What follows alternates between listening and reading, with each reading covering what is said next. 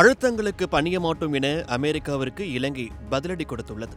அது குறித்து பார்க்கலாம். இஸ்ரேல் அமெரிக்கா ஈரான் போரின் எதிரொலியாக கடந்த மார்ச் 4ஆம் தேதி இந்திய கடற்படையின் விருந்தினராக வந்து திரும்பிய ஈரான் நாட்டின் ஐரிஸ் டெனா போர்க்கப்பல் மீது அமெரிக்கா முன் அறிவிப்பு இன்றி தாக்குதல் நடத்தியது.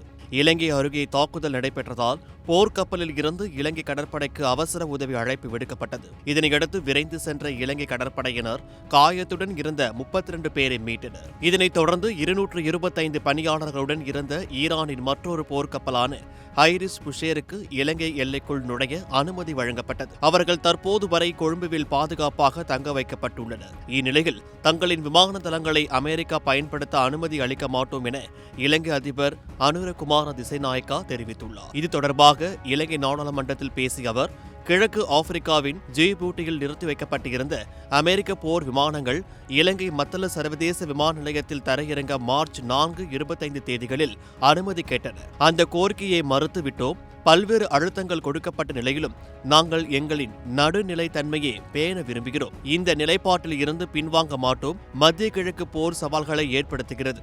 ஆனால் நடுநிலையாக இருக்க எங்களால் முடிந்த அனைத்தையும் செய்வோம் என தெரிவித்திருக்கிறார். இஸ்ரேல் அமெரிக்கா ஈரான் போரினால் இலங்கையும் கடும் பாதிப்பை சந்தித்து வருகிறது. எரிவாயு தட்டுப்பாட்டினால் 4 நாட்கள் வேலை முறையை அமல்படுத்தி இருக்கும் இந்த நிலையில் அமெரிக்காவிற்கு உதவிட இலங்கை மறுப்பு தெரிவித்துள்ளது குறிப்பிடத்தக்கது.